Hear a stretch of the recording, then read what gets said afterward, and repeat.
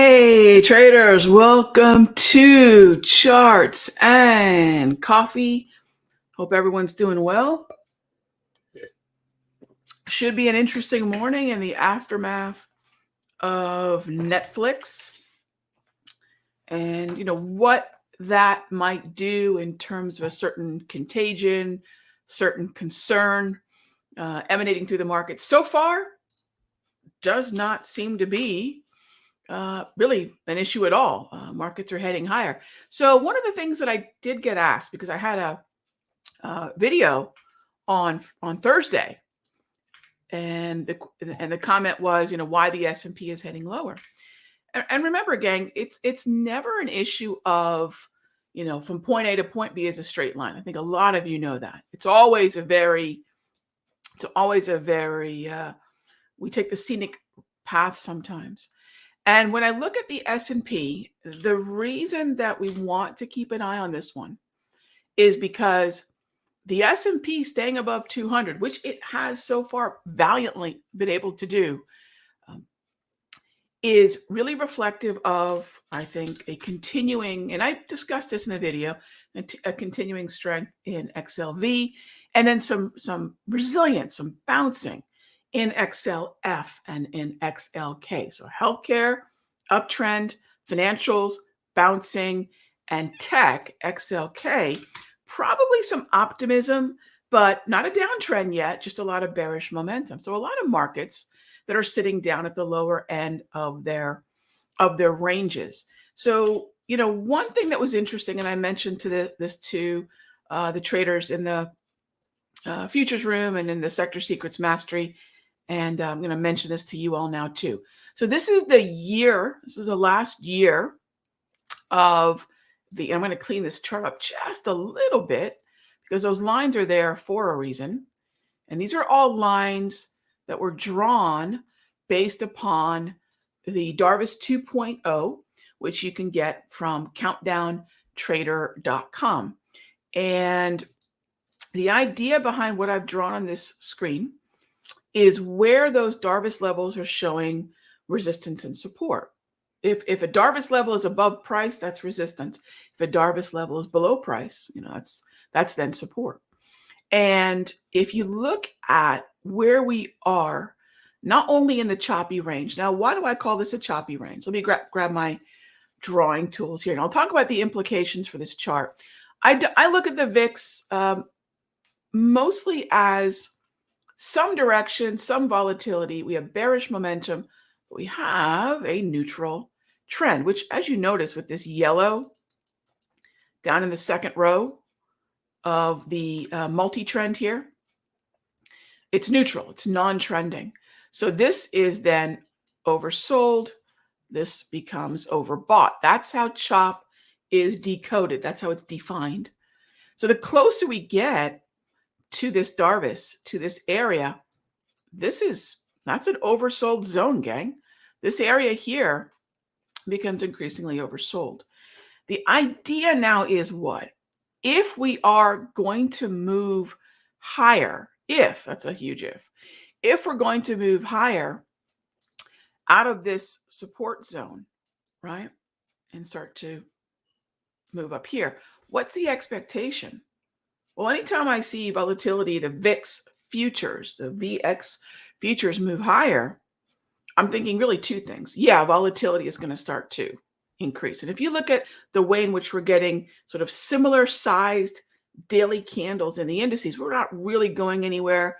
The exception may be the Dow, which, by the way, is weighted quite heavily with healthcare and financials. So with the exception of the Dow, if VIX starts moving higher, for me, this is really a precursor, of course, of increased volatility, but also potentially a move back down. So that's just another way of looking at a tool saying, well, what is it suggesting?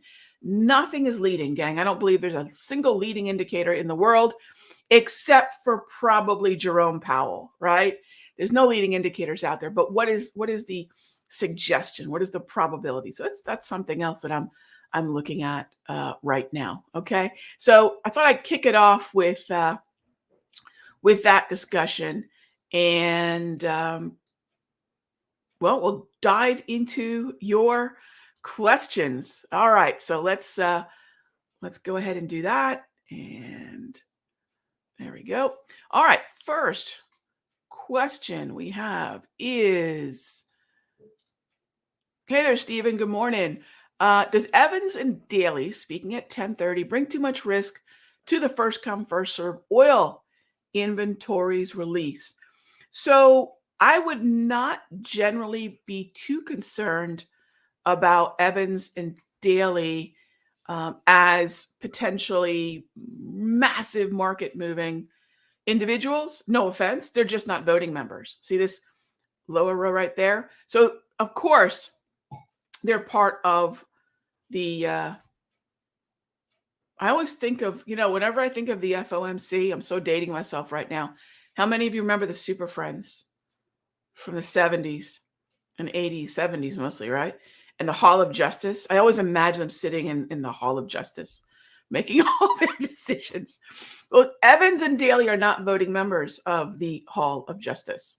They are, they're going to be influential in that they're part of the FOMC, but certain members rotate in and out of the voting. So probably not the two most important. But if either talks dovishly, clearly the market would like that. If either talks hawkishly, that's pretty much where the markets are at. Our Fed Fund Futures view, right? I say our. If you're looking at the target rate probabilities over at the CME FOMC countdown tool that I've shared with you all in the rooms, and I think in Charts and Coffee here too, it's showing us that we're looking at well, actually, let me show you all, because this is really interesting stuff. Because every now and then you're going to hear someone say, oh, the Federal Reserve isn't as hawkish. The heck they're not. We're looking at a half-point hike expectation at 95%. That's really significant and very well discounted. Fully discounted, we can even argue. You got into June. We're looking at, again, another conversation about a significant, in this case, half-point rate hike. So if folks think that there's some reason to tap the brakes, that conversation, as most conversations about the market tend to happen, is just something happening on television. Mute it, turn it off, watch something else, stream whatever you want to stream from Netflix, because it's going to be more helpful than anything you hear from anyone on television. Because I hear the conversations happening there, and they're only happening there. They're not really happening in the market. So this is what is the expectation for the next two meetings, and it's possibly leading us towards a significant 1 full point higher come July. So that's pretty much where we're at. Does it affect oil? Stephen, no, I think we're good. I think we're good there. We can still look for that day trading setup. And for those of you that are wondering, Ron, what the heck's a first come, first serve? I mean, I know you like to make up your lingo, but what is that? So what we do is we open up the 5-minute time frame and we take a look at the hourly price movement range. This decodes volatility. There's 4 factors in the market, gang, and I don't have enough time to get into it here, but there are 4 factors in the market. I was actually just writing down a list of things that I was going to talk about in the Sector Secrets Mastery Live trading and Q&A session. It's going to start in 21 minutes. And this is I'm going to give you a sneak peek. These are the tenets for trading that rule my decisions, that rule my trading life. And there are 4 factors to market movement. Volume and volatility and time are probably the most overlooked. We usually find price-based indicators and stop there. But the truth of the matter is volume and volatility are really important. In fact, I go so far, I did a whole class on volume, I guess about 3 years ago now. And volume decodes all the market monsters. What do I mean by that? If you're concerned about some outside force, Skynet, influencing the market, no problem. You decode it with volatility. If you're worried about institutional shenanigans, volume, it decodes it. We also decode volatility. And so when I look at crude oil, we're going to look at the historical price movement range. It's plotted on the chart there. These are HPMRs. This is something I developed, gosh, basically with my last book back in 2010. And then we turned it into a spreadsheet, and the spreadsheet that eventually turned into an indicator. But it's just some simple arithmetic around the hour by hour fluctuations in volatility in stocks and in Forex and in futures and ETFs, crypto, you name it. And so that's what the first come, first serve is. It's a volatility trade. So I don't have a problem with that setup at all. Yeah, at all. Now, if we take that now to the daily time frame, let's expand this out to the daily. And Julian asks, as far as the wave and rebounding, do I see an entry? Remember, Julian, this is a neutral market now, right? Use those trade flags. Or if you have the multi-trend, use the multi. This is a neutral market now. And because it is a neutral market, we're talking overbought, oversold language now, not so much trend following. And if we're not trend following, if we're not buy the dipping, right, the wave really isn't part of the conversation. Now, to your point, if the hot zone, if the scheduled high impact, high volatility, so that's what that means, by the way, gang. So actually, this term I actually put out in my first book back in 2005, 7. Anyway, you got to know time. When I talk about a factor of time is moving the market, hot zones are really part of it. It's a scheduled high impact economic event. Kapowell, he's a hot zone. FOMC decisions, hot zone. Non-farm payroll, hot zone. Earnings, hot zone. And of course, crude oil inventories, natural gas storage, those are indeed just different types of hot zones. So if that drives price lower, come on down. Yes, we would like to buy. And actually the same thing, the same analysis would be true in terms of the structure for gold. Come on down. Let's see if we can't get this market heading down towards these close to 1900 or even below that is possible. We find another oversold level and we get back to work. So good stuff. What is my view on PPL? Sure. It just turned into an uptrend on the 13th of April. Nice steady flow of grab candles. A more aggressive adjustment would be, hey, you probably could have been looking by the 8th of April at this being an uptrend based on the grab candles and the propulsion dots, both of which are available to download over at countdowntrader.com. I need a dip. My friend. Good looking chart. I just need a dip. You bet. All right, next up. And thanks for the questions. Good stuff, Stephen, and good stuff, Julian. Thank you here. All right, Chris, can I give a brief overview of stops and the most effective stop? What platform do I prefer in futures? So for futures, look, if you are, I'll tackle the last question first, Chris. If you're trading futures overnight, meaning you're swing trading, TradeStation is fine. Toss is fine. Whomever offers futures, that's fine. For swing trading, overnight trading, it really doesn't, frankly, matter that much, unless you're seeing a large disparity between margin requirement. Now, remember, the minimum is set by the exchange, and then the broker can choose to do whatever from there. For intraday, I would recommend, and I know a lot of traders use Infinity futures here at Simpler. I have an Infinity account. As a backup, I have TradeStation. They do offer good day trading margin. So mostly when it comes to day trading futures, traders will gravitate to the brokerage that has good intraday margin, because day trading margin can be significantly less than the initial margin requirement that you would need to take a trade overnight, right? That's usually significant. Most day trading margin is going to have you in a $500 range for most of the popular day trading, the indices, currencies, oil, gold, things like that. As far as overview of stops and the most effective stop, It depends on the trade, Chris. That's a huge question. I hope, I completely appreciate. I think stop loss and risk management and position sizing is the most important conversation to be had as traders. It's why the first couple videos that we send out to brand new members of the Sector Secrets Mastery aren't about secret squiggles, aren't about some super magical unicorn strategy, but rather, how do you position size? How do you budget trades? So stops have to be determined from a couple of things. Point of validity. That's another thing that I kind of, sort of phrase for my mind to remind myself, where is the trade no longer valid? If it's a trend trade, where is a trend no longer valid?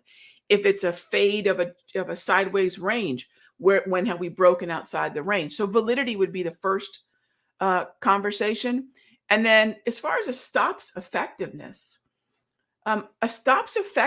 really should be measured by that validity. However, that brings up the fact that if we're going by the validity of the stop for the trade, that then means that not all trades are actually affordable, depending upon your account size. So thanks for the question. Great stuff. And I hope that sort of, gets the ball rolling for you on that topic. So thank you, Chris. Jimmy, am I still short ZN and 6E?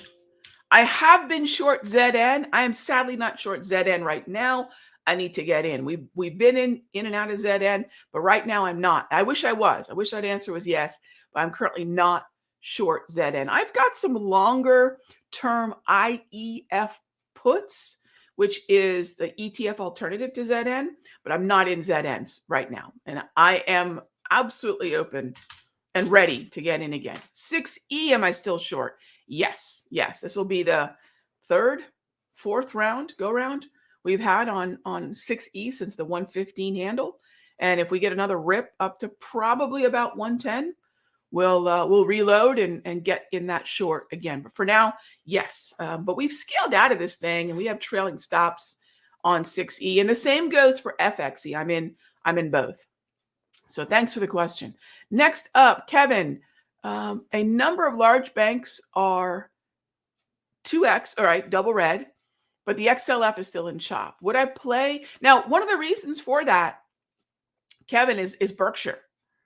Berkshire Hathaway is probably the reason for the XLF just not succumbing to a double red, which you would think it would be, considering exactly how choppy and ugly everything is. But you think about the disproportionate high concentration weighting that Berkshire has, much like the XLV is probably keeping S&P from breaking down through the 200. It's probably Berkshire keeping the XLF from just being a straight up double red downtrend. So would I play individual boats? Yes, because look, in chop, I see traders develop watch lists all the time. And I say that what you trade is more important than how you trade it. That's what rules everything that we do in the Sector Secrets Mastery and even in the futures room. And when I'm in the options room too, watch list building is the most important thing you can spend your time on. And then once you've got a watch list of the most high probability types of names, right? Uptrends mostly, downtrends sure, chop should be a distant third. We always want to put choppy names at the bottom of our watch list because chop is, well, it's an account killer. The best market for the vast majority of traders is an uptrend. If you're a momentum breakout trader, you're going to love a double green uptrend, especially a parabolic one. If you're a buy the dipper like me, you're going to love a double green uptrend and buy the dips to the wave. Downtrend, same thing. If you like to trend follow, either trend type is good, but the uptrend is the best. It's the most predictable. People's behavior in uptrends are far more predictable than people's behavior in downtrends. Downtrends elicit a very different type of behavior. So I would focus on shorting the rips in most of these. However, yes, because financials are in chop and we're seeing some significant monetary policy shifts, just remember, downtrends are far more volatile the short squeezes and the rips higher are far more volatile because the equities market has a bullish bias. The equity markets are designed and weighted and rebalanced in such a way that it is meant to favor the upside. So shorts are tricky and short squeezes are violent. That being said, downtrends are extremely powerful because, well, gravity applies. So would I play individual boats? Yes. Do I need to wait for the XLF to organize? I don't, but that also means, Kevin, if I can find trades in other corners of the market where the sectors are clearer, that is exactly where we will go. All right. So with that being said, gang, thanks for the awesome questions. Really great questions. And I'll see you all tomorrow, same time, same station. All right. And I apologize for not getting to all the questions, but remember that we're here Monday through Friday, 9 to 9:20. Get those questions in early. I go right down the line. And on Sundays, we have a slightly longer show. Sundays, we have the 6 p.m. Weekly Notes live show that accompany my notes that I send out to members, Futures Room, Options Room, and the Sector Secrets Mastery. So I take a look at this week in the market, and then we have the show at 6 p.m. So I'm sure I'll catch up with you all at another time. Thank you, as always, for tuning in. Caffeinate and dominate, my friends. I'll see you tomorrow.